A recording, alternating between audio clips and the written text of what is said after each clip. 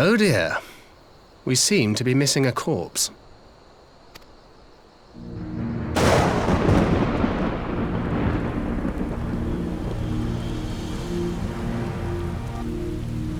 Well, it must be somewhere. I only hope it isn't walking around.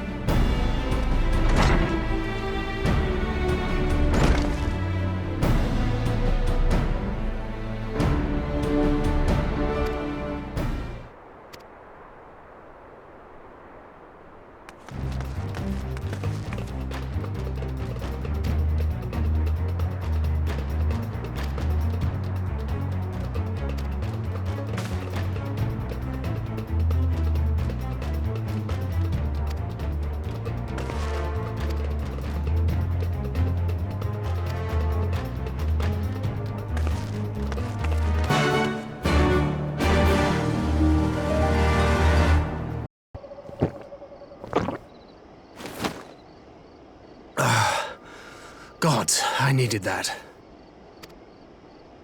I won't bother telling you to catch your breath. Whatever brought you galloping back to us, I assume it's urgent. Quite. Without further ado, then. After the successful uprisings in Doma and Alamigo, rebels in several other provinces were inspired to follow suit. Unfortunately, they did not fare quite so well. The Dalmascans paid the heaviest price. For their defiance, the Emperor made a show of razing their capital to the ground, prompting many of their neighbors to abandon thoughts of resistance.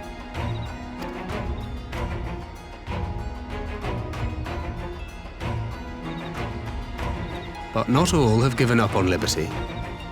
Heartened by the news of Doma's prisoner exchange, some still believe that the Empire may one day be amenable to negotiation. We have the shinobi to thank for spreading the good word. They have worked tirelessly to keep the subjugated informed, and a little knowledge can go a long way. There is at least a spark of hope, then.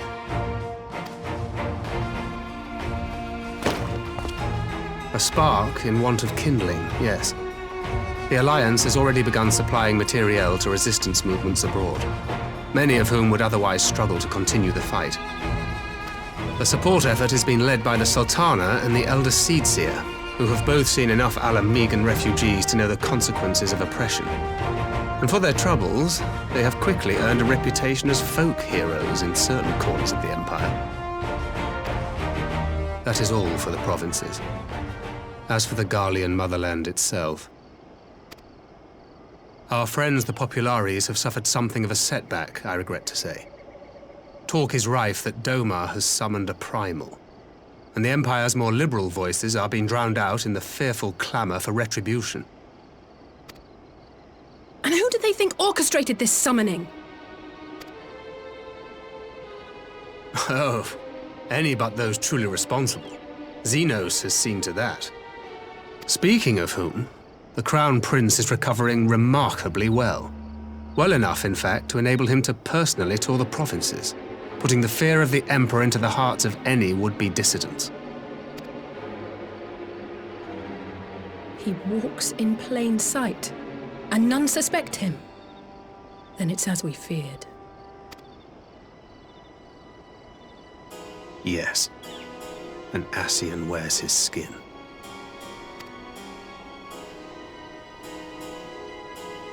But it was not that which brought me here in such haste. During my time in the provinces, I learned many things. Yet at no point did I hear any report of a Doman emissary in the capital. But Alphonse should have arrived by now. Could they be holding him there in secret? The possibility did cross my mind, but I have reason to believe he never reached his destination. As you know, Scions assigned to covert operations, such as Riol and myself, are issued special link pearls for communication in the event of an emergency. I mention this because it was originally Alphino's task to coordinate the response at headquarters, meaning he has one. And whose voice should I hear when mine recently crackled to life? You spoke with Alphino? Spoke with, no. I but heard his voice, and none too clearly at that. 2 words were all I could make out. The burn. The wasteland on the edge of Otherd. Something must have happened to them there.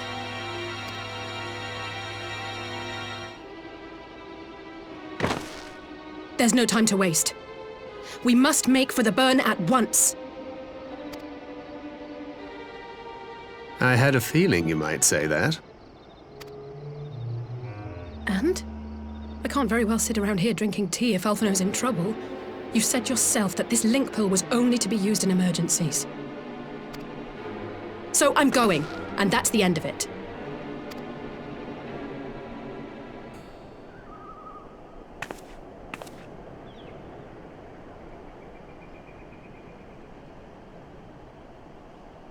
Oh, far be it from me to change your minds.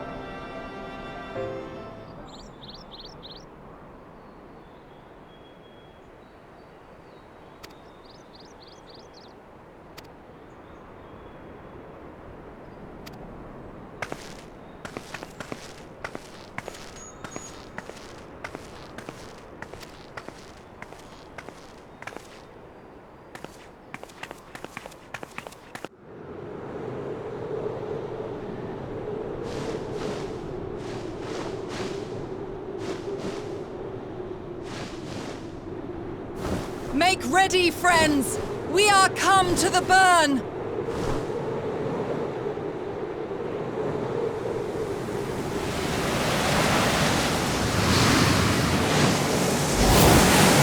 Everyone, land where you can! We must wait out the storm!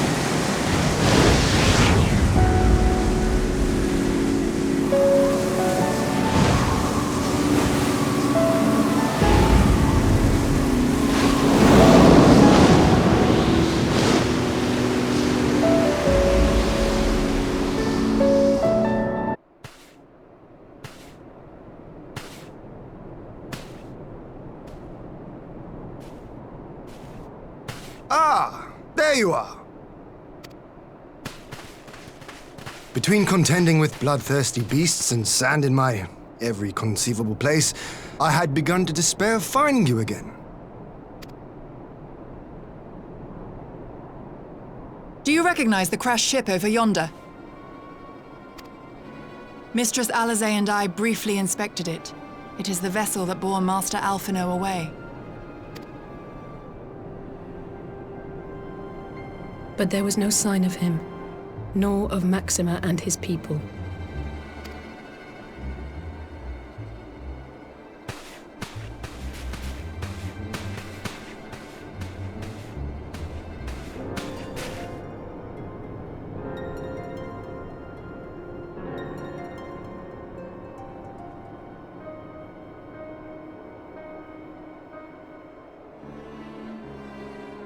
War Machina. It would seem they were involved in a struggle.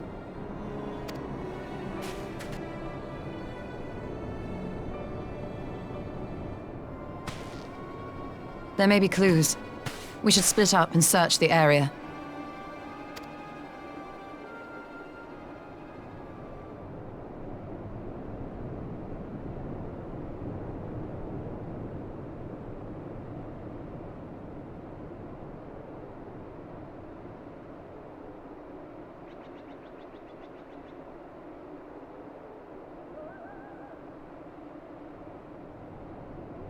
These were no ordinary soldiers.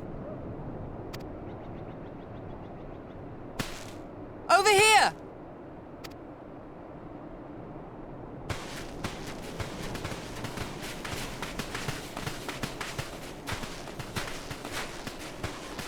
The insignia on this man's uniform identifies him as one of the Emperor's personal guard. Hand-picked soldiers, answering only to the royal family. That would explain why all the casualties are Garlean. They were fighting their own. You're saying the Emperor was behind all this? That Alphino is his prisoner?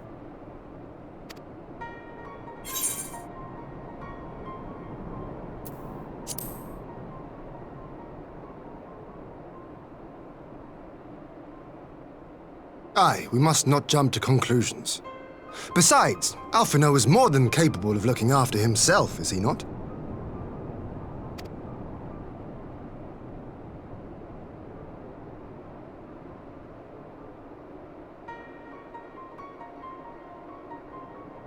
I suggest we return to Doma to consider our options. Whatever happened here, Master Alphino is long gone, and any subsequent search may safely be left in the hands of the shinobi.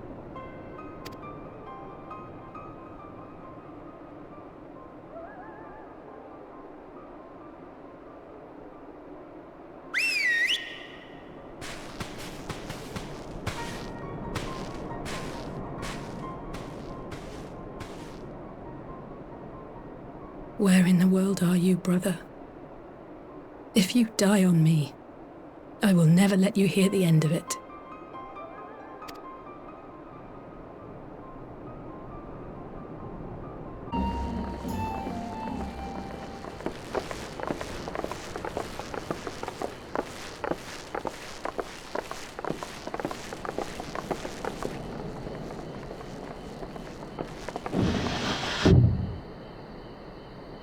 Lise!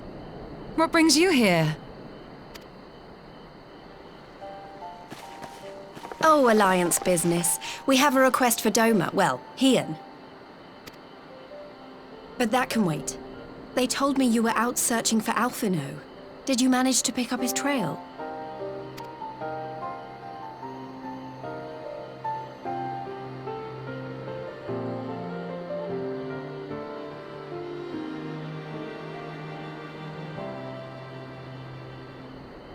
Well, if he wasn't at the crash site, he might still have escaped.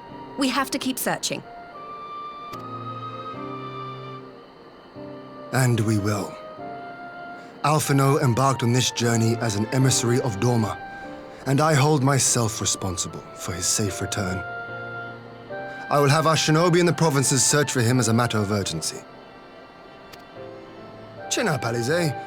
You'll get to admonish your brother for his recklessness yet.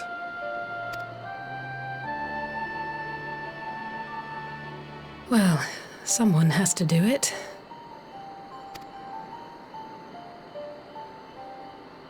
I'm sure he's going to be fine. There is one thing I'm not sure about, though. You said it was the Emperor's personal guard that attacked Alphino's airship. But the Popularis would never have been able to arrange the prisoner exchange without Varys' blessing. So why would he sabotage his own mission? They may not have been acting on Varys' orders. The guard answer not only to him, but to his family, the Crown Prince included. When Yotsuyu summoned Tsukuyomi, Asahi was quick to proclaim that a dormant citizen had violated the terms of our agreement, that the negotiations had failed. And it is this version of events that is now being repeated across Garlemald. To hear the tale, one would think the prisoner exchange never took place. Plainly, someone is manipulating matters from the shadows.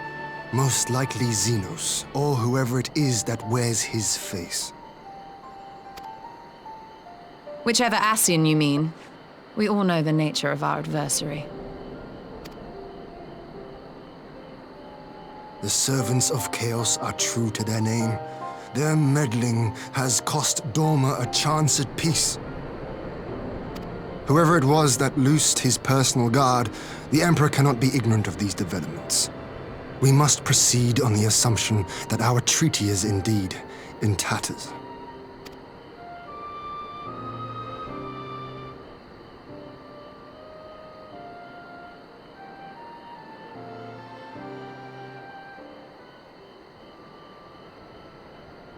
But come, Lys. You have journeyed far.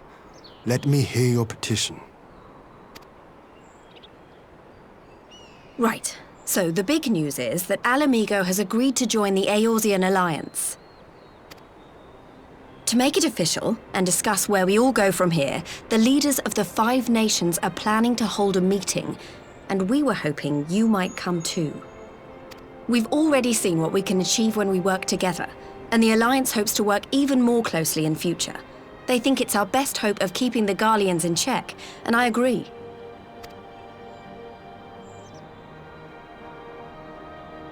As do I. By coordinating our efforts in the east and west, we may be able to discourage them from committing their forces to a single front.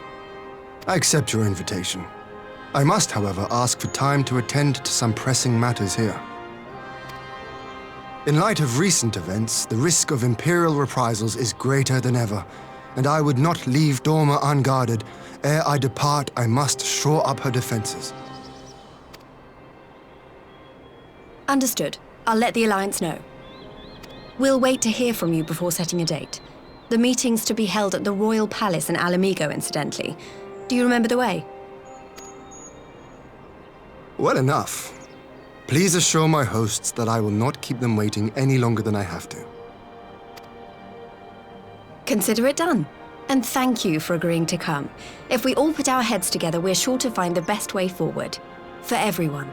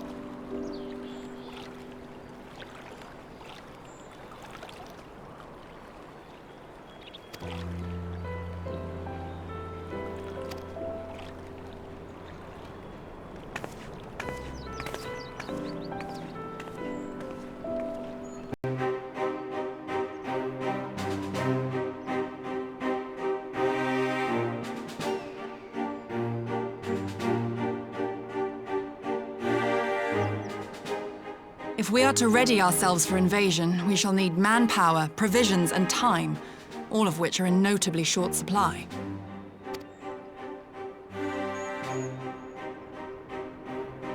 Candid as ever, Yugiri, and correct, I concede.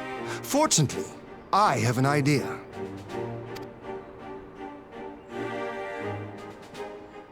To 'Tis plain no single nation can stand against the might of the Empire. And it was only with the aid of others that Dorma succeeded in winning her freedom. So, I mean to take a leaf out of our Eorzean friends' book and form an alliance of our own. In addition to those with whom we already share an understanding, I would reach out to Hingashi and Suinosato, and further afield to the myriad peoples of Nangsha and Dalmasca. I am under no illusion. Not all will answer the call. Yet disparate though we may be, we are united in our desire for freedom.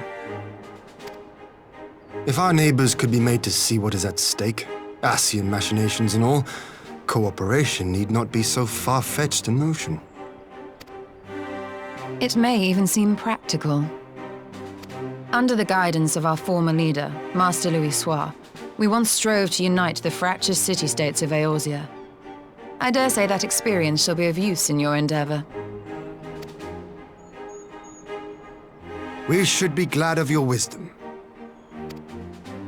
For the record, I would have been in favor of this plan even if it hadn't been my grandfather's, but I have to ask, how will we secure the time to carry it out? Not that anyone has forgotten, but the Garleans have airships. Lots and lots of airships. Should they catch wind of our plan, they could send an armada to overwhelm us before our alliance had even begun to take shape. Not if we deny them access to the skies.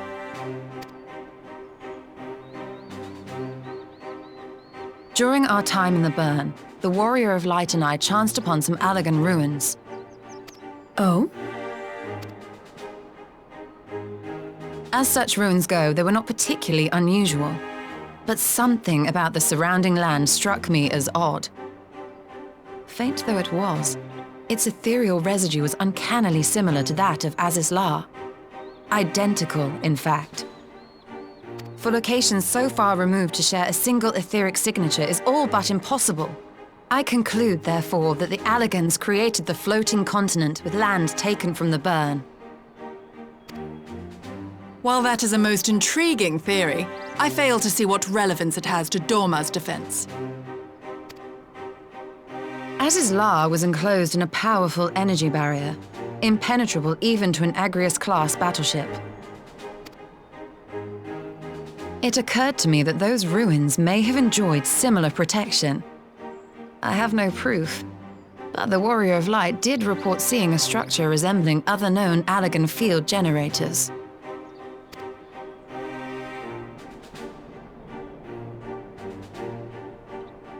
All right. But even if we could put up such an energy barrier, it surely wouldn't extend beyond the limits of the Burn. So what's to stop the Garleans flying around it?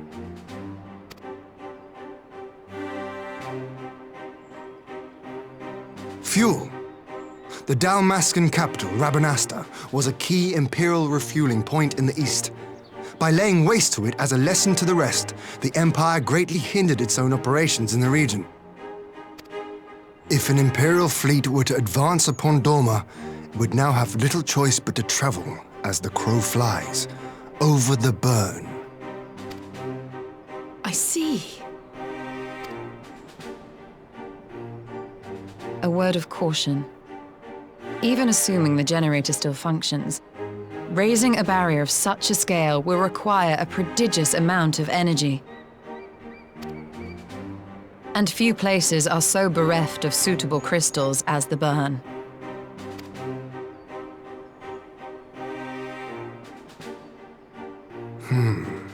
A source of energy.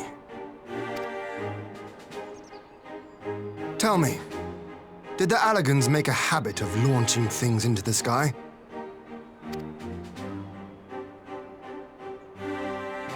A curious question. Besides Azizlar, I know of only one other notable instance.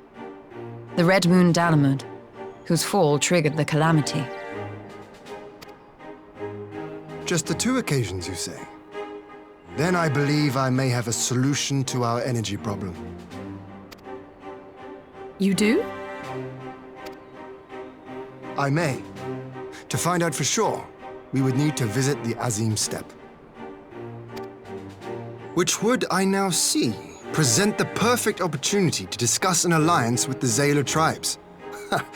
How very neat. What say you then? Shall we see whither this road leads?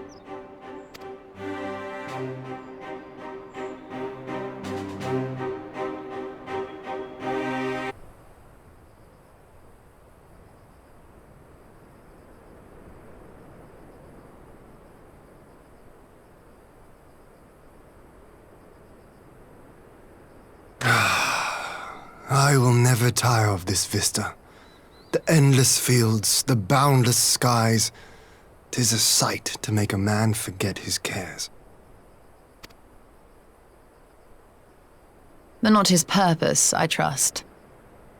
Might this be a fitting moment to tell us what we are doing here?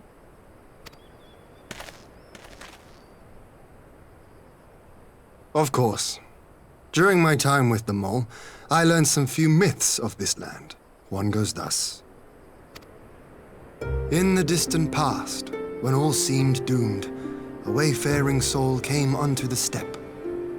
Venturing into the northern crag, he received of Nama a sliver of her essence, a shard of the shining moon, and with it clove the tainted land from the earth.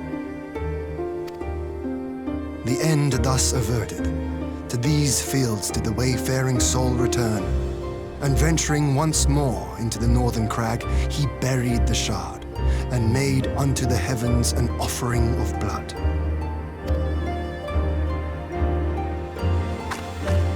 A tainted land cloven from the earth and an offering of blood to the heavens. Azizlar and Dalamud. That was my thinking, yes. And you believe that yonder mountains hide an artifact possessed of sufficient power to raise Azizlar up to the heavens? I suppose that might suffice. Worth a closer look, would you say? I would.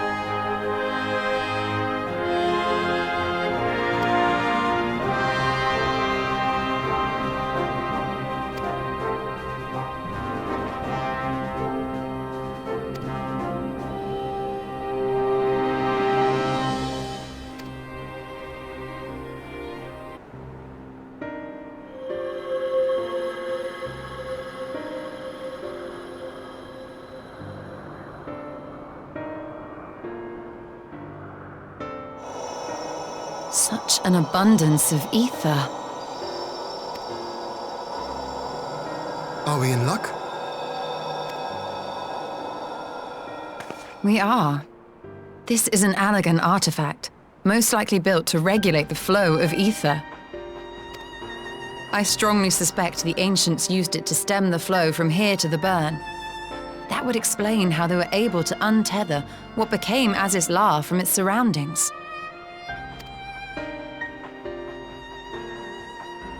But were we to throw open the floodgates, the resultant deluge would surely be sufficient to raise our wall. And in restoring the flow, we may also restore life to the wasteland.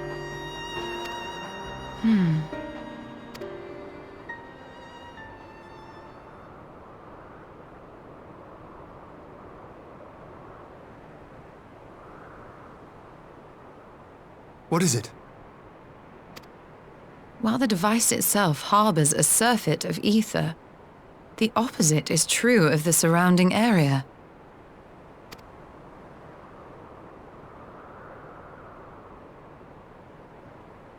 An effect of regulation, perhaps. A similar phenomenon seemed to be occurring in Doma.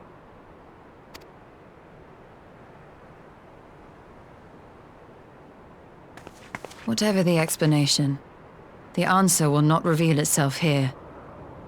We have seen what we needed to see. Let us return to Mol Ilo.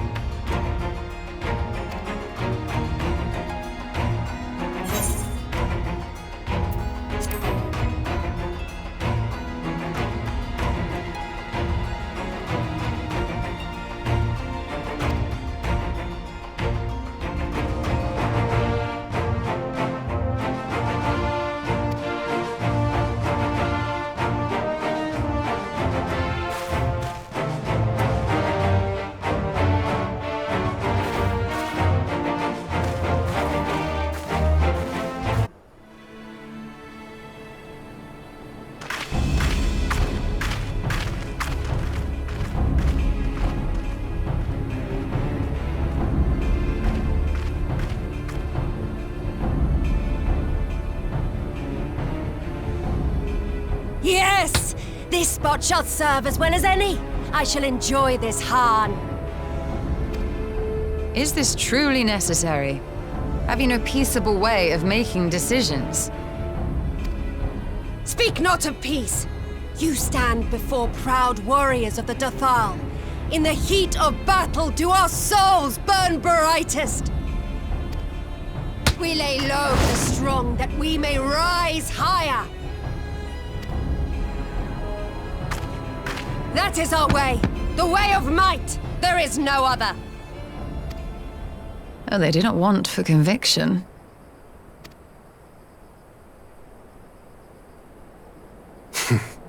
Indeed. It's what makes them such dangerous enemies. And such useful allies. Enough talk! It is time to fight!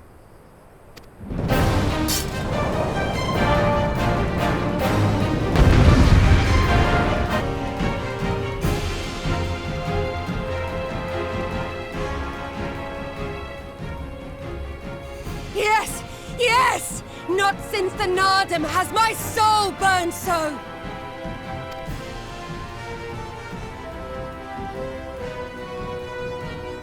Come! We have only just begun!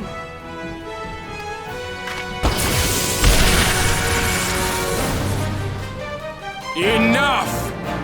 You were not granted leave to set the steppe ablaze.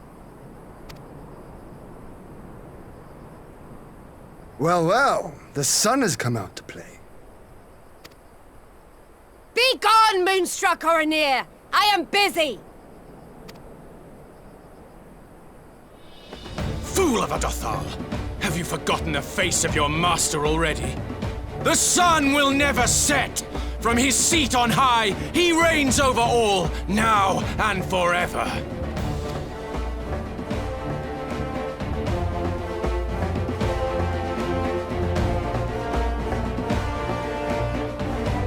Yet what should he find here but a battle to determine the fate of the steppe? A battle waged without his blessing. This will not stand. You, Doman! You who come to petition the warriors of this land, forget that all Nama's children are wards of the Oranir. As first among my brothers, your petition is mine alone to judge.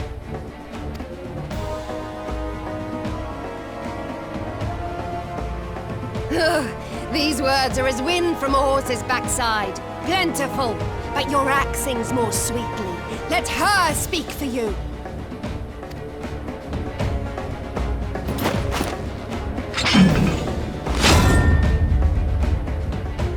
Insolent child, you will learn your place!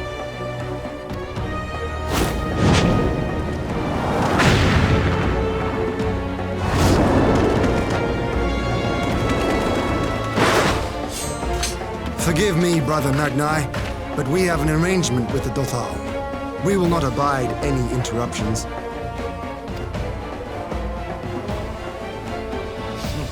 So be it. The sun will pass judgment on all. Didacul, join me.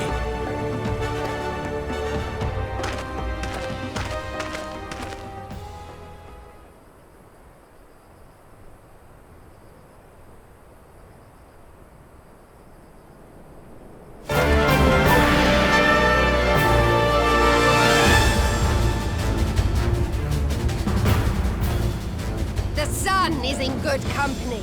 We may dance alone.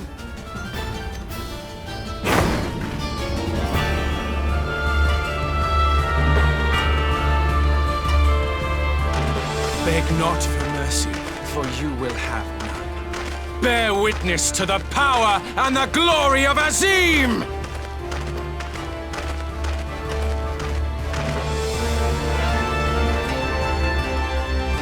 Constantly at each other's throats like rabid dogs. Gods, I'm turning into her. I have not the patience for this. But if we must fight, let us at least be brief. Come.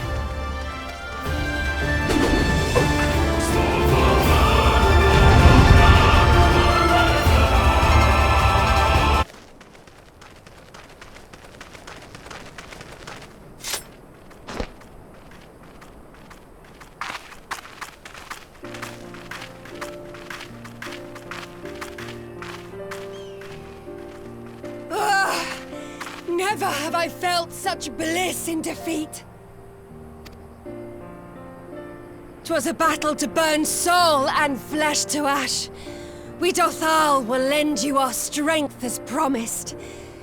Nama's power is yours to wield.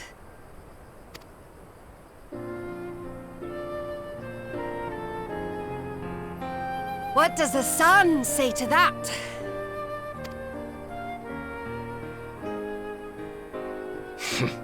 The sun is not driven by base motives such as yours. But they have been judged and found worthy.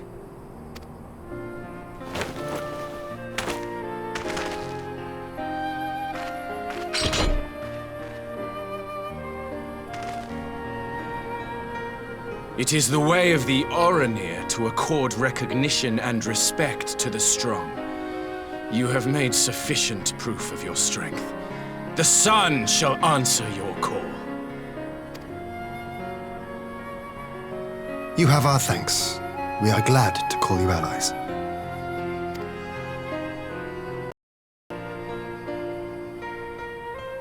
You? By what are you called?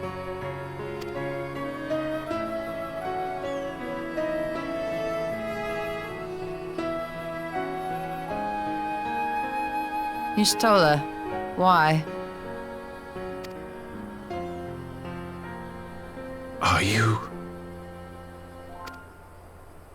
Are you my Nama?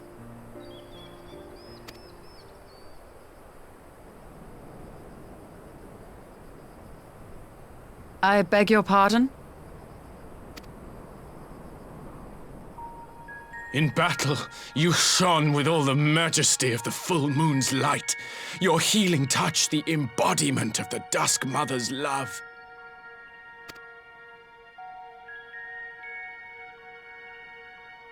Long had I wondered if my Nama might not be a woman of the steppe.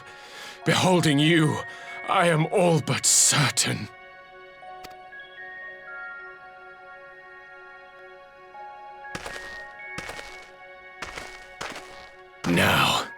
Look into my eyes. Could it be?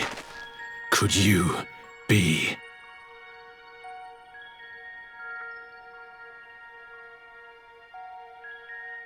I am. Not interested, little son. Try again when you've become a man.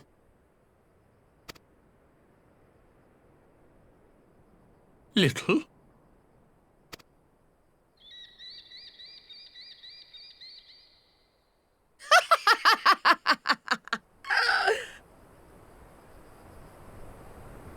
Little son! Little son!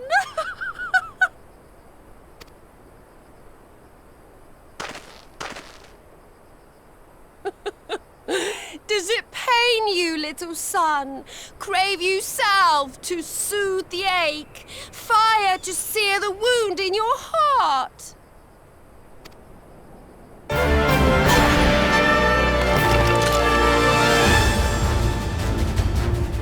We have wasted enough time here. Siren awaits for word of our success.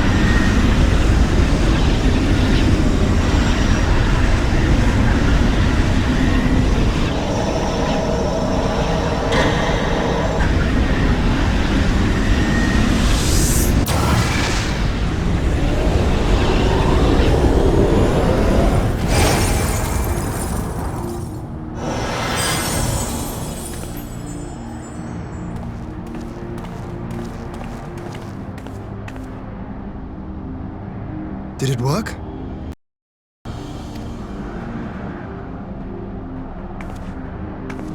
It did. Ether may flow freely to the burn once more.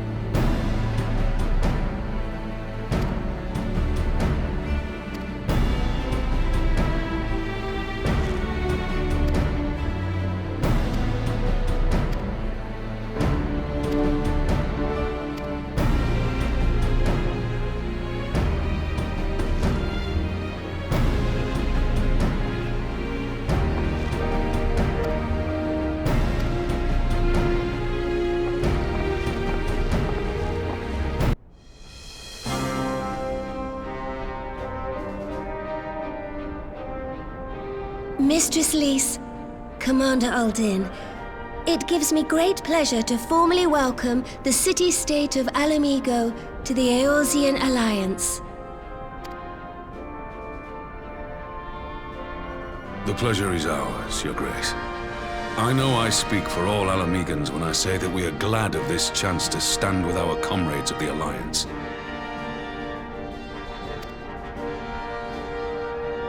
And we, for our part, are glad indeed to be able to welcome friends both old and new.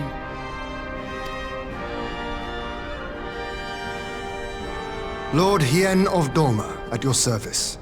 Pray, accept my heartfelt thanks for your generous invitation. Nay, 'tis we who must thank you for journeying so far. And 'twould be remiss of me not to acknowledge the part the Scions of the Seventh Dawn have played in bringing all of us together. In times of great unrest, you and yours have been our constant companions, without whom we would not be here.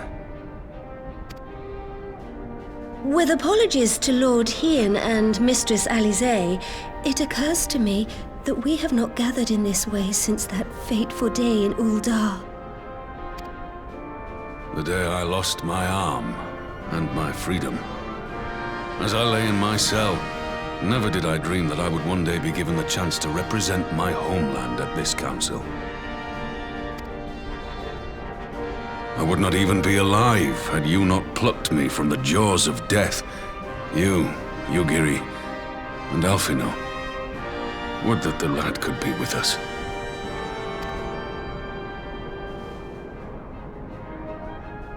I too owe my presence here to Alphino, in so many ways. Until such time as he returns, I mean to carry on his good work as best I can.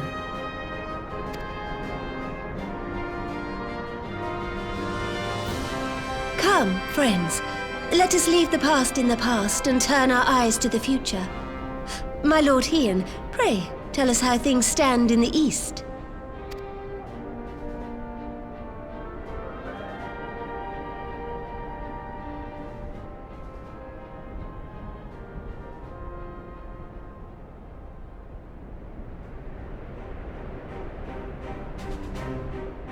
Having heard the rumors of dissent in Garlemald, I dared to dream of a peaceable solution.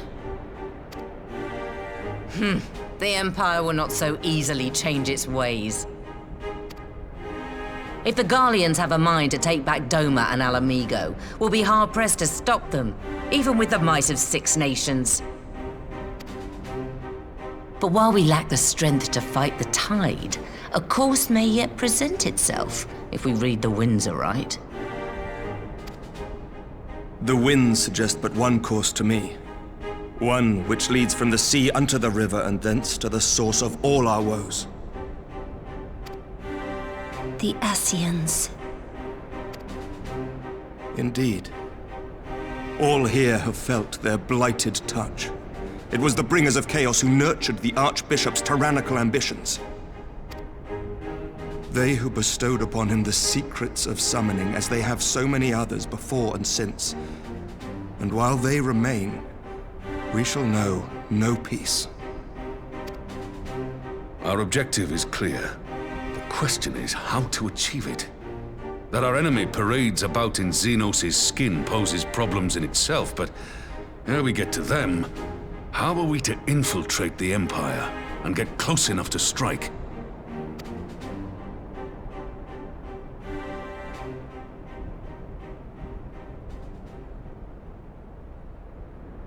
While I see the wisdom in targeting the Ascians, an assassination attempt on Garlean soil would do little to aid our cause, even were it to succeed. It's time we used our enemy's preferred tactic: subterfuge. You have an idea? Speak your mind, Master Thancred. None here know the enemy better than the Scions, and you mayhap best of all. Whatever it is you propose, we will give it fair hearing. On that you have my word. Very well, Admiral. My proposal is thus. We dispatch the shinobi to Imperial territory. There, they sow the rumor that the Crown Prince perished in the battle for Alamigo, and that the man parading around is in fact a corpse inhabited by a servant of darkness.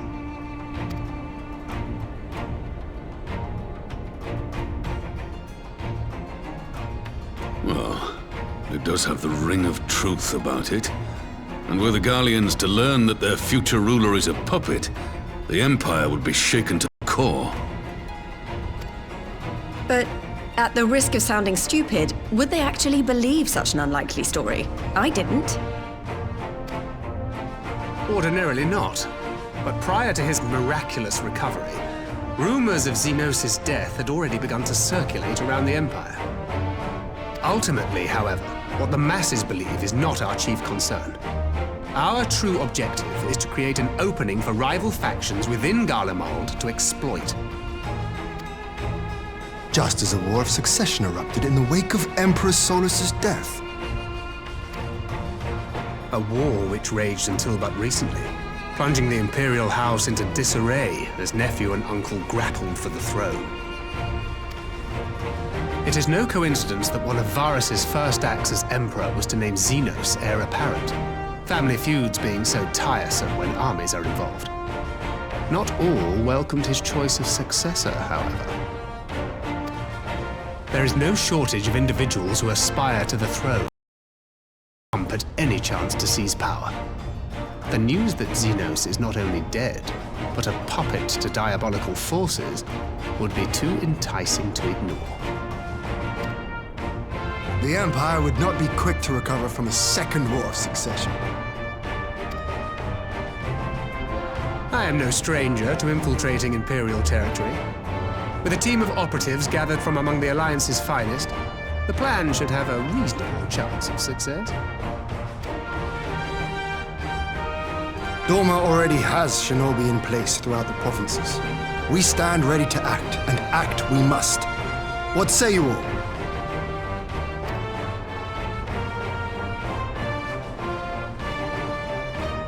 I'm for Master Thancred's proposal. We shine a light upon the Ascian and test the Empire's unity. 'Twas his plot that scuttled Doma's negotiations, was it not? Why then, if we can eliminate him, there may yet be a chance for peace. Let us wage this war of subterfuge, that we may one day lay down our arms. Gods know we never will while the Ascians remain.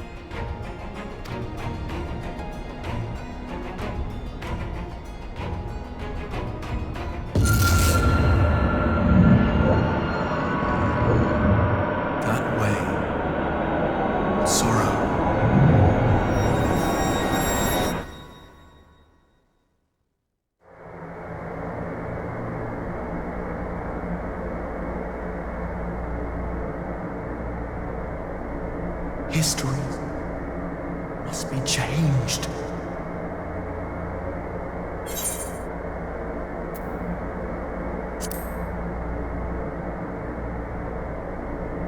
Ahead looms a calamity. Ahead looms light, expunging all form and life. Twin dooms only you can forestall. Only you. What's the matter?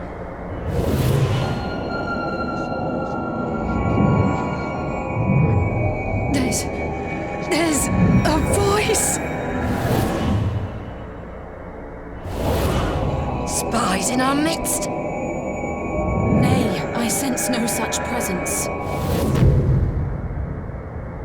Let expanse contract. Eon become instant.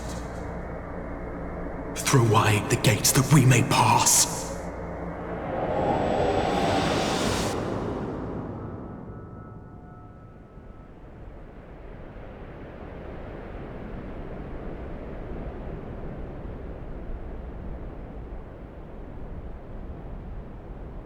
Is it over? Master Thancred!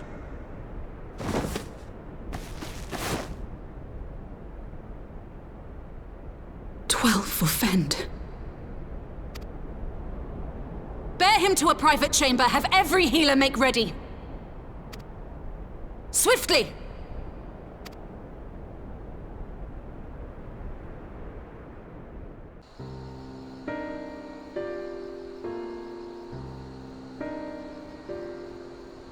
Master Thancred remains in slumber. Though his vital signs appear stable, he's unresponsive. What could have done this? And why just him and not the others? I'm afraid we could not identify the cause, my lady. Our examinations revealed no wounds, nor the presence of any poisonous substances. Gods, that only makes it worse. You're to let us know the moment there's any change, all right?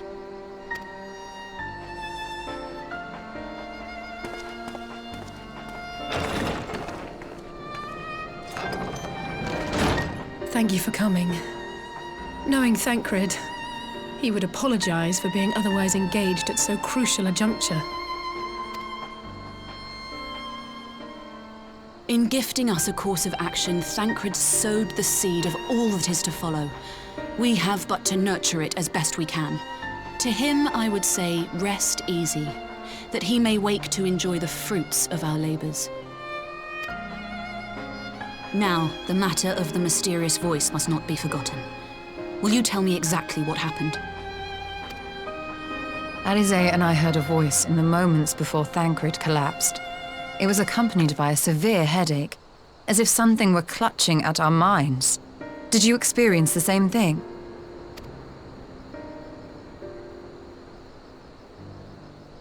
So, in between the voice and the pain, you felt as if you were somewhere else entirely?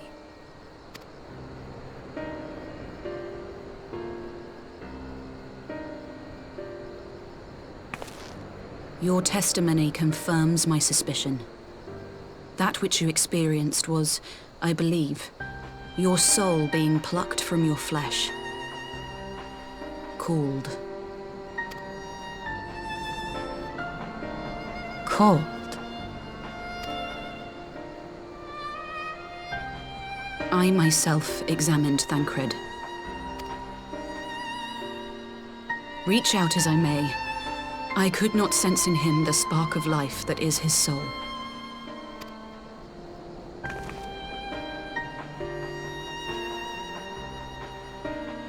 That Thancred alone was stricken so is likely due to his heightened sensitivity to the effects of ether, a consequence of his prior possession by the Ascian Lahabrea. The owner of the voice, whoever it may be, reached out to you, called your souls, and in so doing, caused you and yours such pain. But if that's true, where exactly are we being called to? I know not. Yet one thing is plain.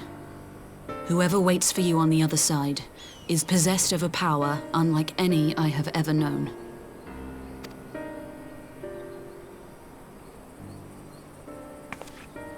Forgive us, Lys, but may we leave Thancred in your care for a time? As if you had to ask. I may not be a scion anymore, but I'm no less a friend. Don't worry.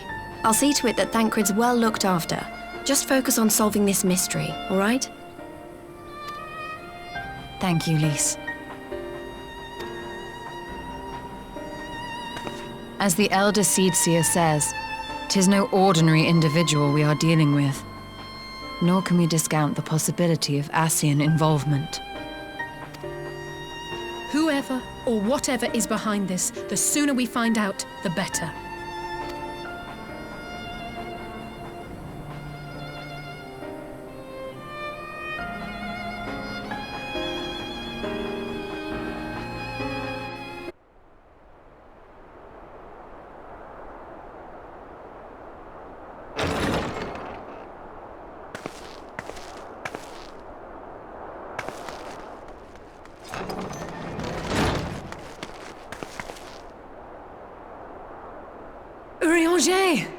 God, it's good to see you. Would that our meeting were under happier circumstances. I judged the voice sufficient cause for concern even before you sent word of its effect on our comrade.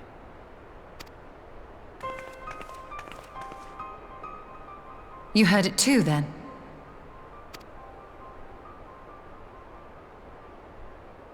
Aye. And all but certainly at the selfsame instant. Alas, pained as I was, I could make little sense of what few words did then reach mine ears.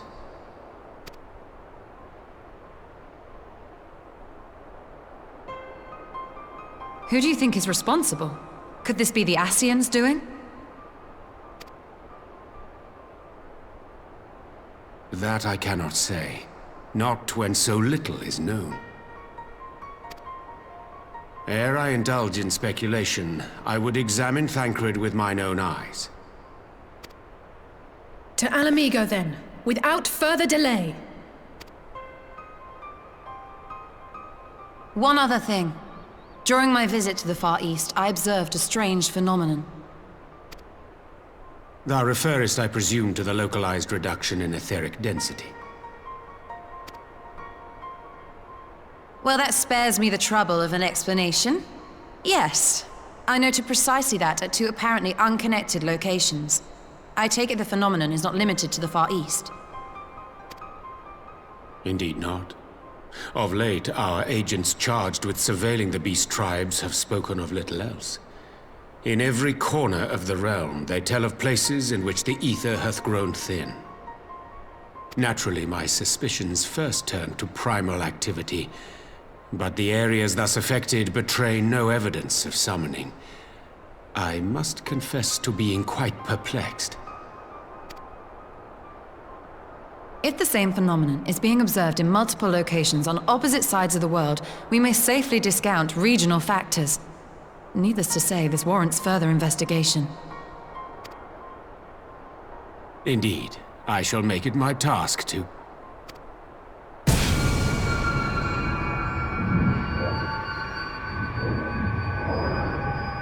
The voice.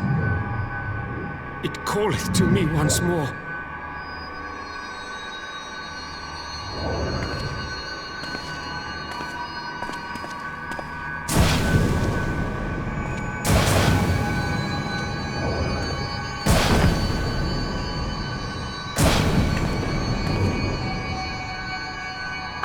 I hear it too.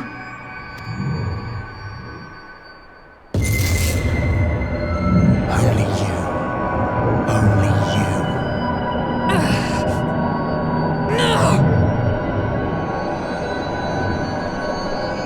Ishtola! Urianger! Throw wide the gates.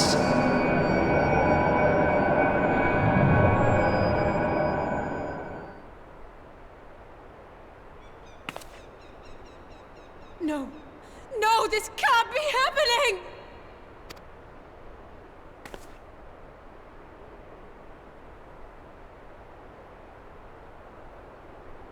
Y'shtola! Urianger! Open your eyes!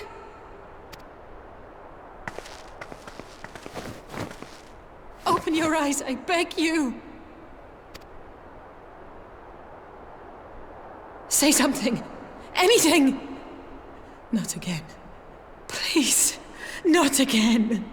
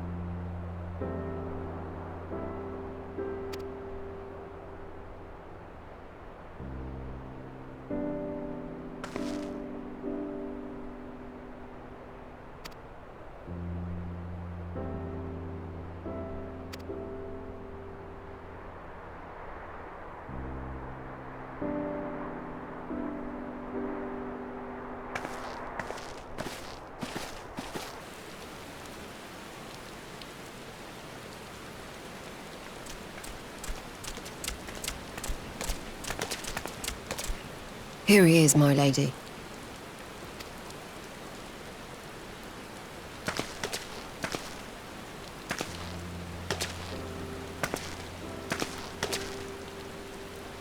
Gabu, it's been too long.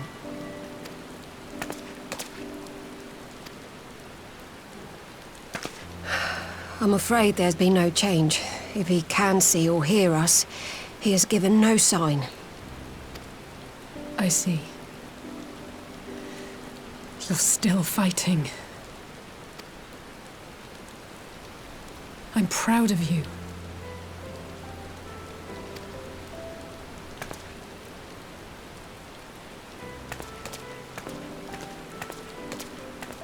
We promised that we would come and visit you together, didn't we? Alphino and I. I'm sorry that we haven't managed that yet.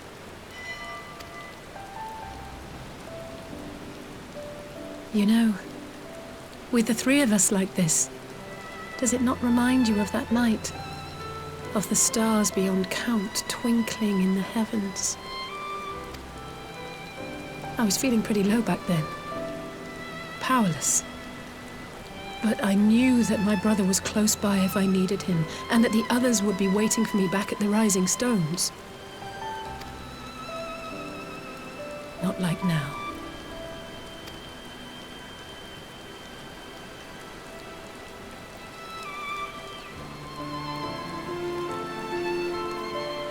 I've seen my share of trouble since coming to Eorzea.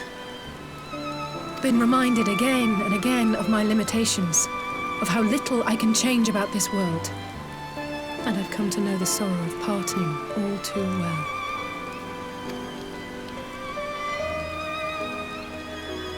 But to have the people I hold dear struck down before my eyes, and be powerless to help them, that I cannot bear.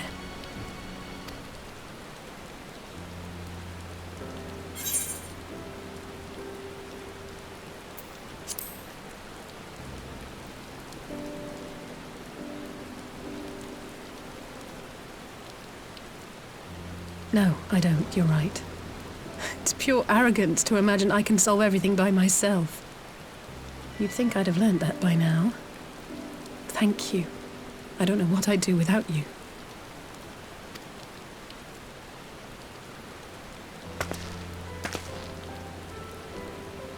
Well, that's more than enough brooding for one day.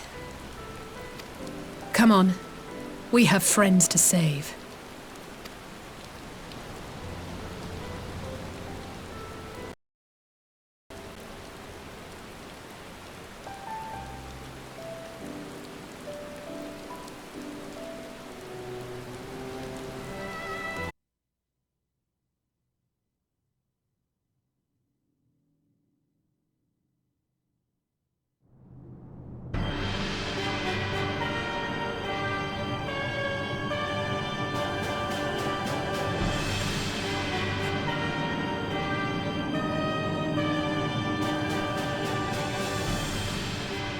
The Populares no longer present an obstacle. Now is the time to bring the Empire's might to bear. A word from your Radiance is all it takes. But one word, and the Imperial army will fall upon Alamigo as a pack of bloodthirsty wolves and tear that feeble nation apart.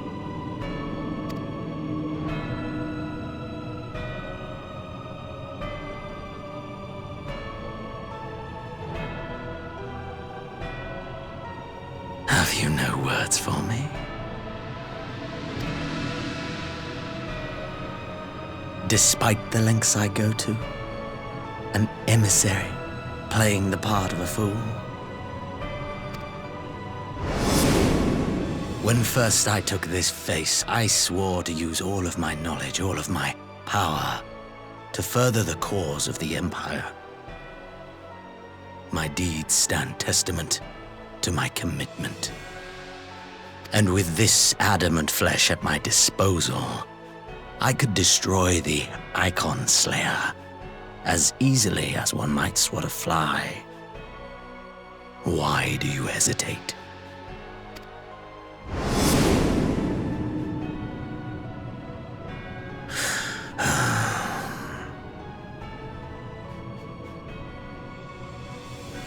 Our enemy is resourceful.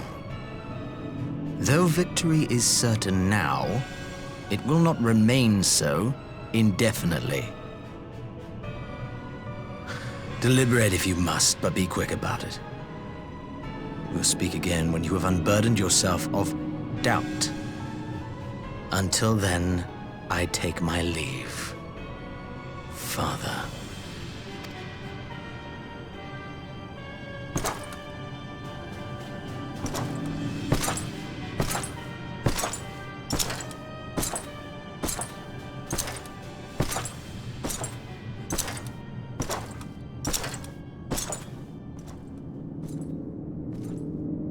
I should be the one to sigh.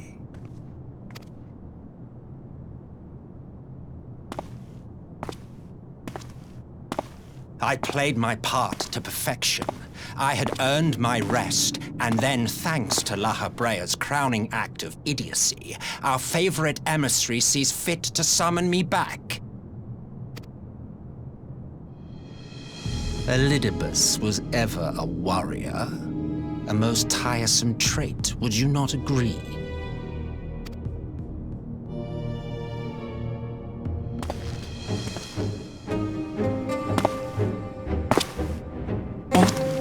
Have you no words for me either? No matter. I've long grown weary of this mummery. Now, my dearest grandson, let me remind you of your place in the simplest of terms.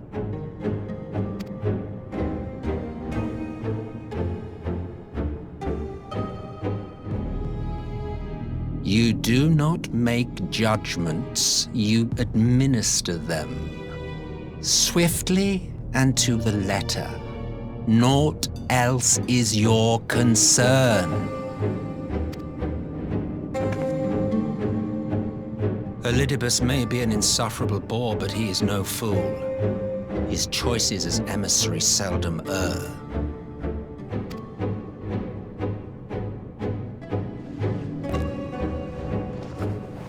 If aught threatens the balance twixt light and dark, it falls to you to remove it. Be it by your own hands or by your armies, you have ample means at your disposal.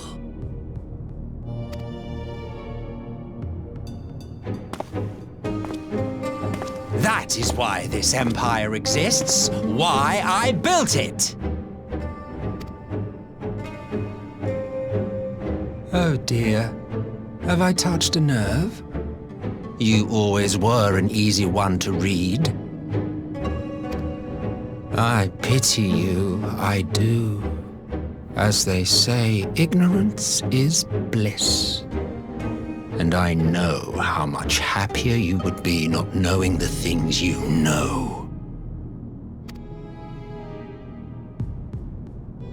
The Founding Father was an Ascian, and he created the Empire solely for the purpose of sowing the seeds of chaos.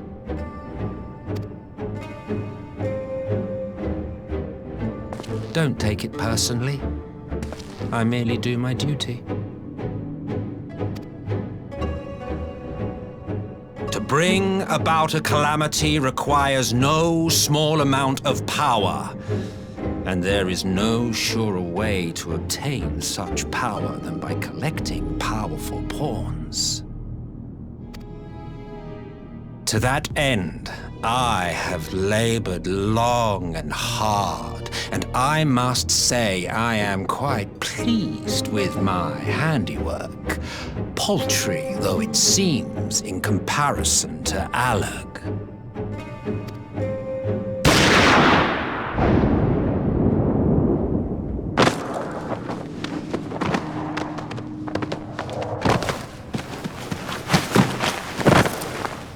You fiends are overfond of your own voices.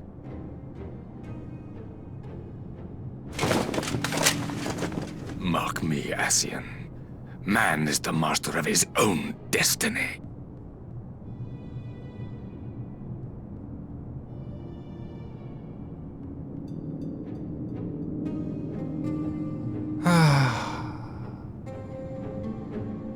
Such a waste of time and energy, both yours and mine.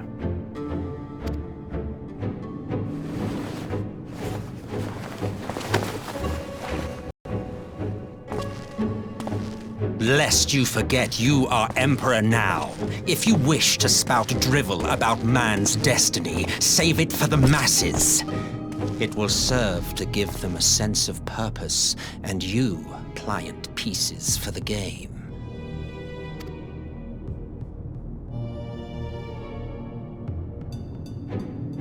Oh, do stop sulking, boy. You, of all people, should understand. Ours is a struggle to restore both mankind and the world to their rightful state. Viewed thus, our goals are one and the same.